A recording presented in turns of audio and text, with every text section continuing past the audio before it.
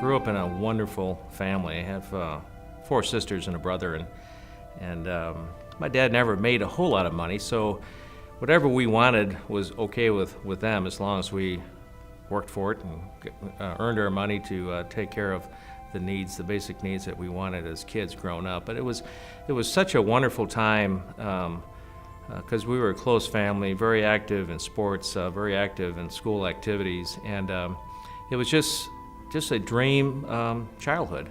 Very active in Little League, all-star shortstop, all the fun things that came with it, and I just had a very blessed childhood. And that continued on in high school. Same thing in high school, very active in sports. I actually came to Christ.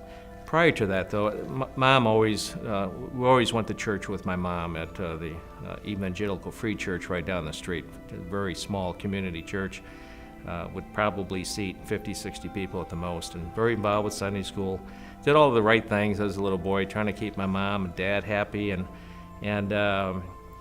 it was just a happy life. Went on a lot of family vacations, and it was just wonderful. And of course, through high school, I got involved with Young Life, and in my freshman year, that was kind of a life changer for me because I started hanging out with other Christian guys and gals, and it was wonderful. We went to all their ranches that they have in Colorado. Every summer, I went to a different ranch, met some great kids from all over the country. Of course, we'd take the train. It'd be an all-night train trip, and we'd be up all night long and developing relationships and trying to find some new girlfriends from out of state. It was wonderful. We always had a great time. But the get-togethers at Young Life Camp in Colorado were pretty emotional. A lot of the kids would bring God into their life, and it was just a wonderful time as a young high schooler. And that continued on through college. I was fortunate enough to be accepted at the University of Illinois and spent 4 great years as well. And never was in trouble, always tried to do well, to please my parents, and I was, for the most part, successful in doing that. Kind of an outgoing guy, always wanted to be kind of the life of the party.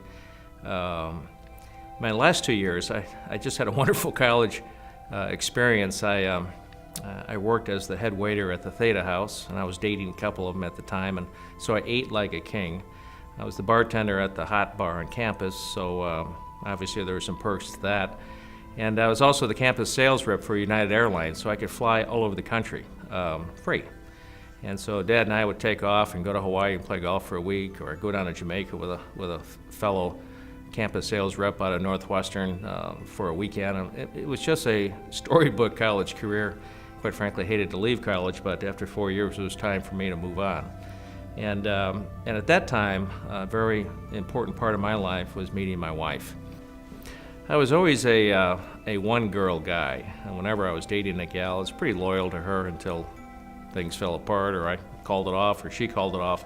But I had always dreamed of marrying a gorgeous, blonde, blue-eyed gal, and I found this gal. She's a local from Champaign, and it was a quick romance in 6 months. August of 1971, we got married, and it was just a wonderful marriage. I had a great career with Caterpillar Tractor Company out of Peoria, traveled all over the United States, and then they assigned us to Mexico, and we moved to Mexico in 1974, but just prior to that, my daughter, my first child, Jennifer, was born in 1973. And of course, we had always planned on a couple kids, and of course, my first one was a wonderful daughter, and of course, I wanted a son as well. So we were blessed with a son that was born actually in Mexico in 1975, January 12th.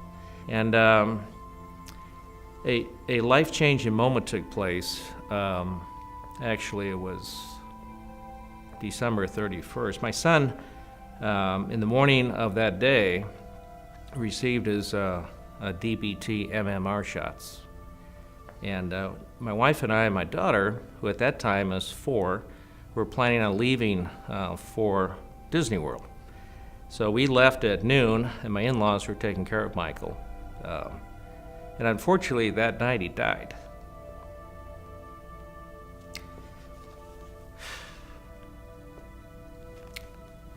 So when we arrived, they knocked on the door and told us. And right at that time, our pediatrician called to tell us. He was the individual that gave Michael the shots. To tell us that it was SIDS, and I didn't believe him. To this day, I never believed him. We found out many years later that it wasn't SIDS, it was the actual drug itself. It was called a hot lot. So he passed on from that. Unfortunately, other kids also died from the same hot lot. And so it was a pretty tough time. A lot of questions about how could God let this happen? How do we as men surrender? Surrender your business issues, your relationship with your spouse issue, with your kids. And we are designed as men to fix things or to walk away from it. I think most marriages are guys that just give up and they just walk away. It's easy to do that. Instead of surrendering these issues to Christ and letting Him help you work through those issues. And that's really what a Christ-like man should be doing. Don't give up. Don't give up on your family or your spouse, but surrender. Same thing with your business or with any complex issue in your life. God is there 24/7. He's there to make things right. Now, you may not get the answer as quick as you like, but the answer will come in due course. So you have to be patient when you surrender. So if I can give any advice to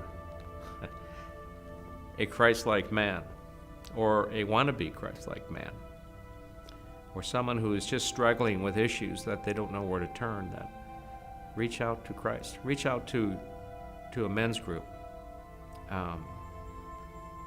or to someone that you feel comfortable in sharing your issues with. And the answers are all there. They're all there, but you have to believe. You have to have faith.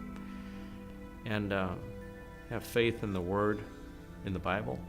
And because you'll have grace. And grace is what it's all about.